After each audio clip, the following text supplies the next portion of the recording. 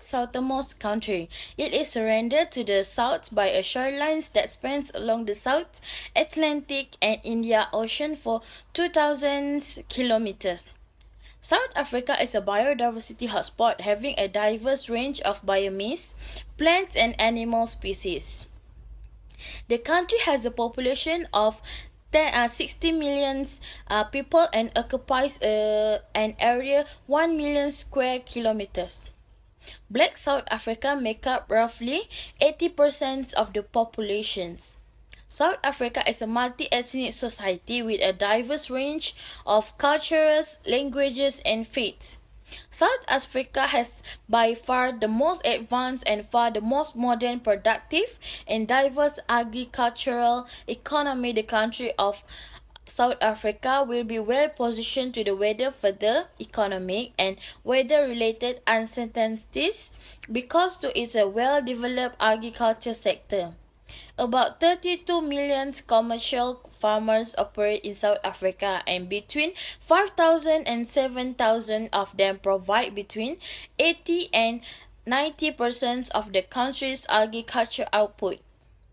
Forecasts indicate that as a consumer continue to tighten their budget due to a constricted economy and increased prices during the past year and the country's economic growth will be under pressure. It is commonly acknowledged that investing in agriculture is essential to attaining objectives relating to enhancing food security, generating income, creating jobs, and consequently reducing poverty. See from the graph above, inflation dropped to 6.8% in April, down from March 7.1%. April reading represented the softest inflation rate since May 2022. Looking at the details of the release, the downtick was chiefly due to the prices for food, non-alcoholic beverages, and transport growing at a slower rate. This price developments more than offset prices for housings and utilities increasing at a brisker pace in April. Still, the trend was unchanged with annual average inflations coming in at March 7.2% in April. Meanwhile, core inflation ticked up to the 5.3% in April. Lastly, consumer prices rose 0.37% from the previous month in April, slowing down March 1.02% increase. Inflation as measured by the Consumer Price Index reflects the annual percentage change in the cost to the average consumer of acquiring a basket of goods and services that may be fixed or changed at specific intervals, such as yearly. The Laplace formula is generally used. South Africa inflation rate for 2021 was 4.61%, a 1.4% increase from 2020. South Africa inflation for 2020 was 3.21%, a 0.91% decline from 2019. South Africa inflation rate for 2019 was 4.12%, a 0.4% decline from 2018.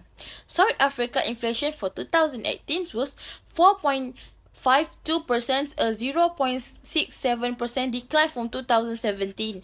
The rate at which prices increase over a specific time is known as inflation.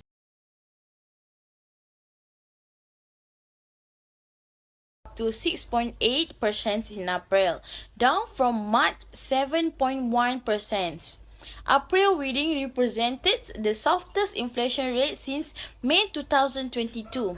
Looking at the details of the release, the downtick was chiefly due to the prices for food, non-alcoholic beverages, and transport growing at a slower rate. This price developments more than offset prices for housings and utilities increasing at a brisker pace in April. Still, the trend was unchanged with annual average inflations coming in at March 7.2% in April. Meanwhile, core inflation ticked up to the 5.3% in April.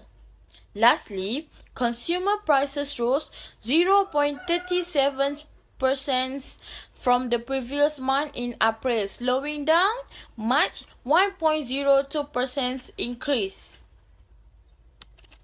Inflation as measured by the Consumer Price Index reflect the annual percentage change in the cost to the average consumer of acquiring a basket of goods and services that may be fixed or changed at specific intervals, such as yearly.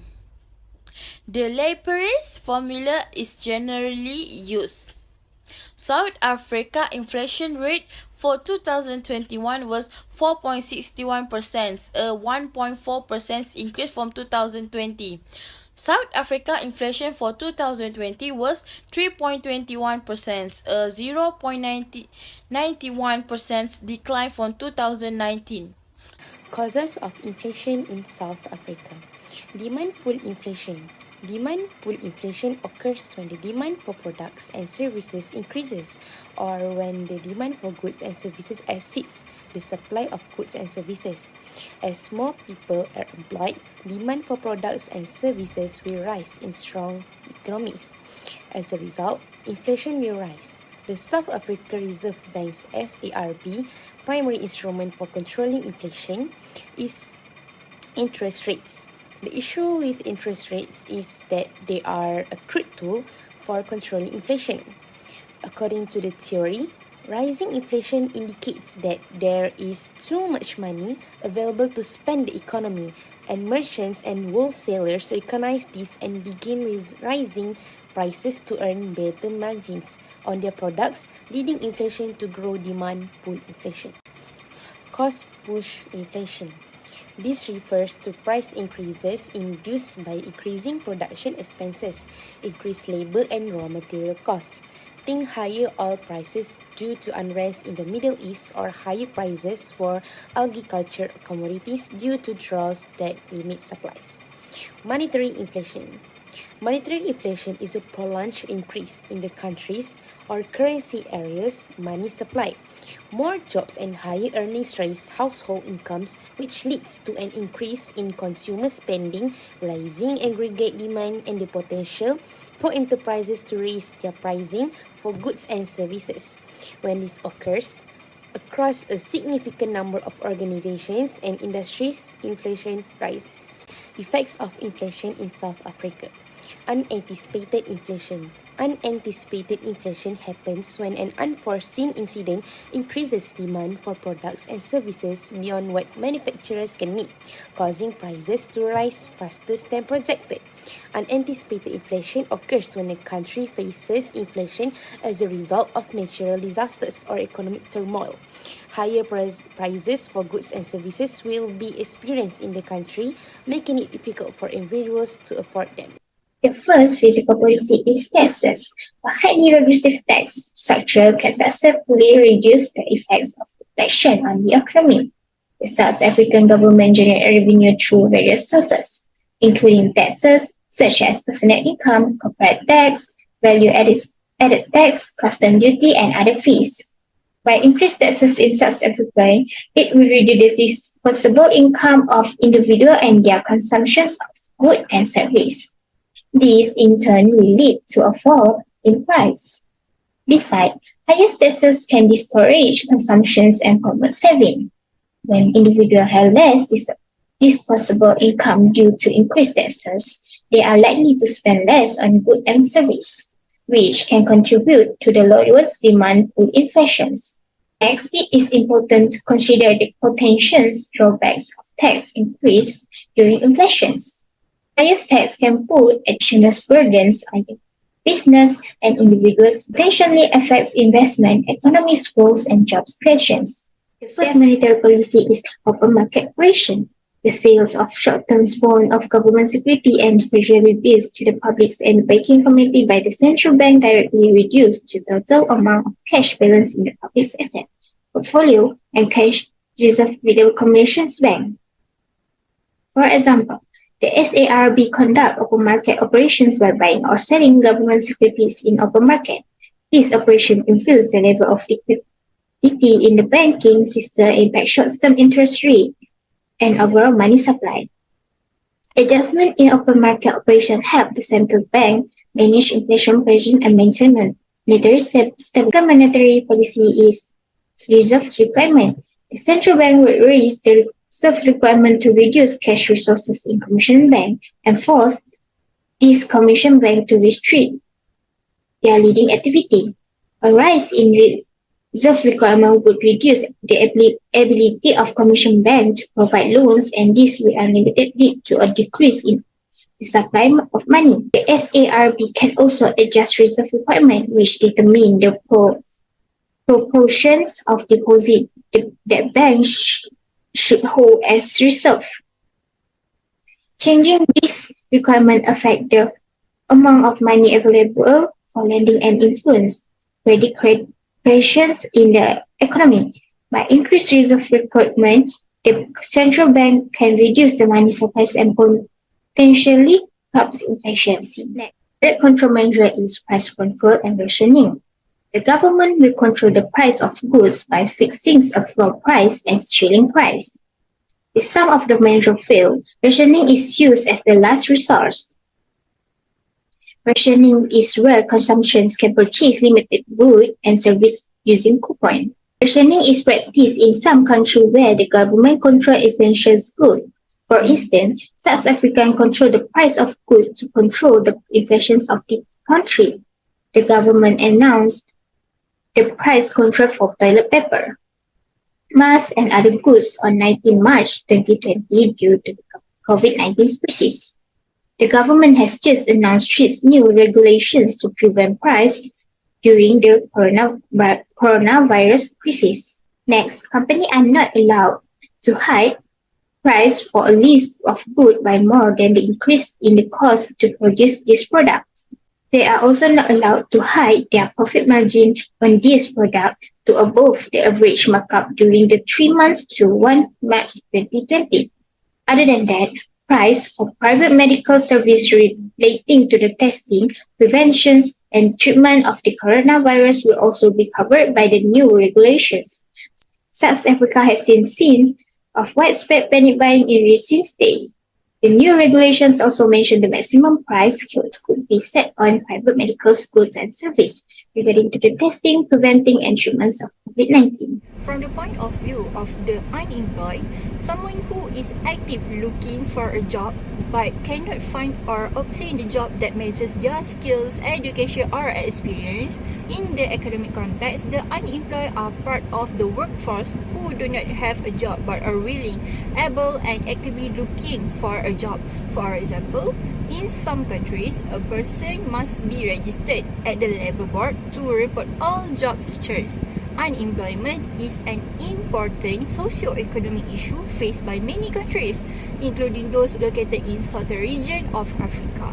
In the region, which consists of countries such as South Africa, Namibia, Botswana, Zimbabwe, and Mozambique, among others, unemployment rates vary but remain a significant challenge for governments and individuals. South Africa, in particular, has one of the highest unemployment rates in the region. Historically, the country has faced persistent unemployment exacerbated by factors such as the legacy of apartheid, limited economic growth, and unequal distribution of resources.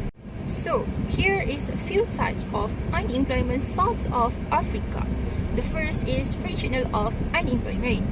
Fractional unemployment refers to the temporary period of unemployment that occurs when individuals are transitioning between jobs or entering the workforce for the first time. It is usually considered a natural part of the labor market as individuals search for suitable employment opportunities. The second is cyclical unemployment. Cyclical unemployment is associated with fluctuation in the business cycle. During economic downturns or recession, business may cut back on the production and the lay of workers, leading to an increase in unemployment. Conversely, during economic upswings, cyclical unemployment tends to decrease. So the last is structural unemployment. This type of unemployment occurs when there is mismatch between the skill possessed by job seekers and the skill demanded by employers. In the South of Africa, structural unemployment is often driven by a lack of education and training, as well as the ongoing transformation of the economy. The issues of unemployment in South Africa is unemployment is a significant issue in many Southern African countries. Although the region is diverse and consists of multiple countries, several common factors contribute to high unemployment rates. These factors include economic challenge, lack of skills, education, rapid population growth, and limited job creation. This will make it difficult for the economy in South Africa to face challenge. The unemployment rate is a frequently used metric for determining the degree of unemployment in each economy. The unemployment rate gives a broad picture of the labour market's health and is frequently tracked by policymakers.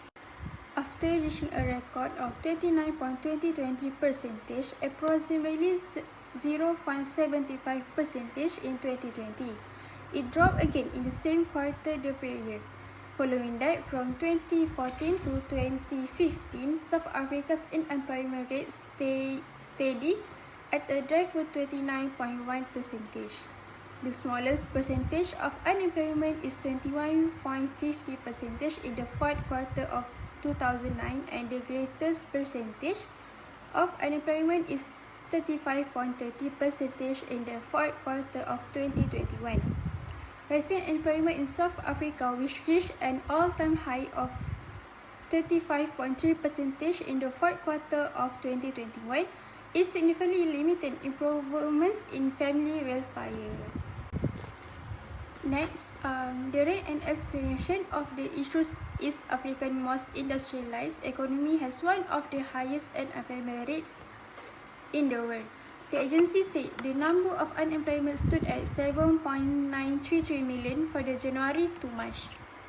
The age group that makes up more than half of the country's workable population is 40.6 million, between the age of 15 to the 64. Under the expanded definition of the unemployment rate to include those who are not looking for work, 42.4% unemployment compared to 42.6% in the fourth quarter of 2022. Finance, community and social service, and agriculture pose the largest job gains, but private households, commerce, mining, constructions, and manufacturing lost. Among the main causes of unemployment, as we can see, are approval is not appropriate. Postgraduate students, they choose a job and do not want to work under the others people. These graduates not only have to face the problems of unemployment, but they also must find a job outside of their studies. Unemployment rates are commonly used as an indicator of the health of an economy. Governments and policymakers implement various measures to address unemployment, such as job-creating programs, education and training initiatives, labour market reforms, and social safety nets. Reducing unemployment and promoting full employment are important goals for societies as they contribute to economic growth, social stability, and individual well-being. The calculations of unemployment is computed as a percentage by dividing the numbers of jobless people by the total labour force and multiplying by 100.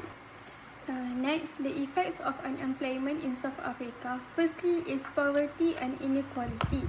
Without a stable source of income, individuals and families are struggle to meet their basic needs, leading to a decline in living standards. Poverty remains a pressing concern in South Africa, with a large portion of the population living below the poverty line. The poverty rate is even higher when considering more stricter measures of poverty. One of the key drivers of poverty in South Africa is the persistent inequality that exists within the country. Most of the population was historically excluded from equality education, land ownership, and employment opportunities, resulting in deep-rooted disparities. Next, we have economic impact. Unemployment negativity affects economic growth and development. When a significant portion of the population is jobless, consumer spending decreases, resulting in lower demand for goods and services. This, in turn, will affect business, leading to reduced production, profitability, and investment. South Africa has one of the largest economies in Africa. In 2020, its GDP was around 370 billion, making it its second largest economy on the continent after Nigeria. The country has a diverse economy base with sectors such as mining, manufacturing, finance, tourism, and service contributing to its GDP. Employment rates, however, have been concerned with high level of unemployment. Lastly, skill and human capital erosion. Workers who remain jobless for extended periods may experience a decline in their skills and work-related knowledge, making it more difficult for them to re-enter the job market. This can create a cycle of long-term unemployment. Skill and human capital erosions refer to the loss of knowledge, expertise, and capabilities within a population over time. This gap between the skills required by industry and the skill possessed by the workforce can hamper productivity and economic growth. Today, I'm going to present about measures to control employment.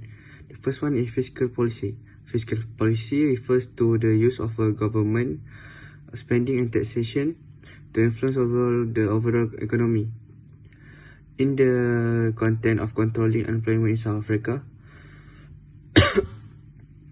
fiscal policy measures can be implemented to stimulate job creation and address the underlying causes of employment. The government can offer tax breaks or reduce tax rates for companies that create new jobs or invest in sectors with high employment potential. So, the South African government provides various tax incentives and deduction to promote specific activities and industries. Next is government spending. The government can allocate funds for infrastructure development projects such as building roads, schools, hospitals, and other public facilities. Government spending includes the salaries and benefits of public sector employees. The government employs a significant number of individuals across various sectors, including healthcare, education, public administration, and security service. Next is monetary policy, which includes open market operation. Open market operation are one of the key tools used by central banks, including the South African Reserve Bank, to implement monetary policy. The primary objective of open market operation in South Africa is to manage liquidity in the banking system, stabilize short-term interest rates, and achieve the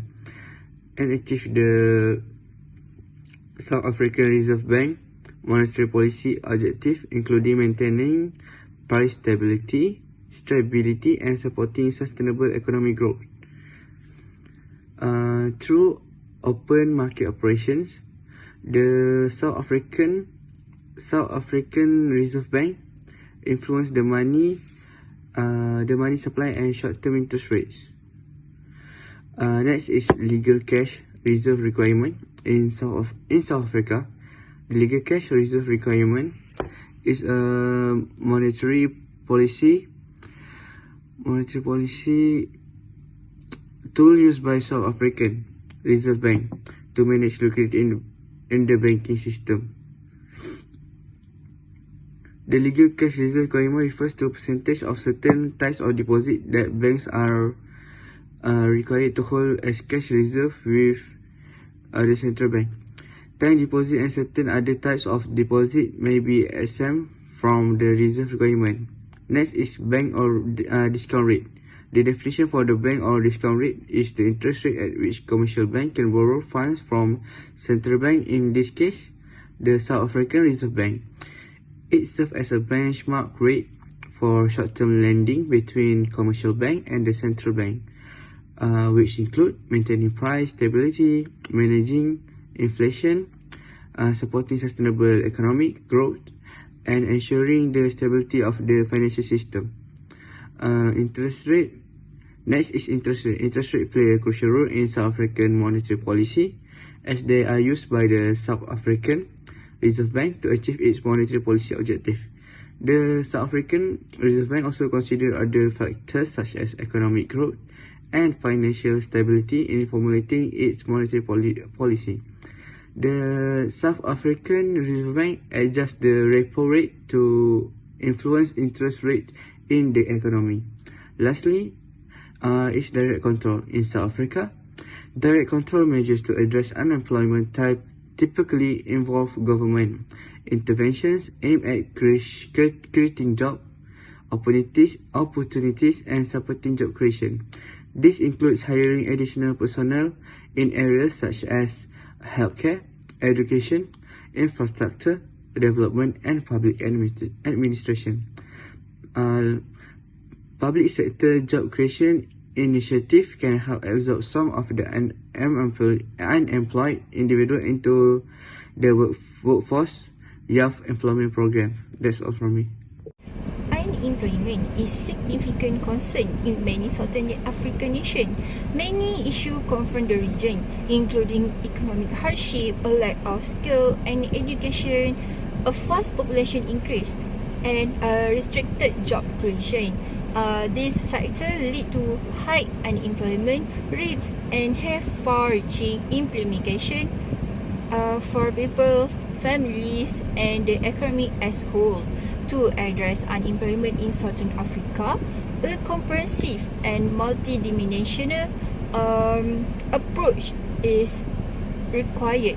Governments, companies, and civil society must collaborate to design and implement plans that promote economic growth, enhance access to excellent education and skill development, encourage entrepreneurship and small enterprises, invest in infrastructure, and foster a business-friendly environment. Social safety nets and regional collaboration can also help to mitigate the consequences of unemployment and promote inclusive growth.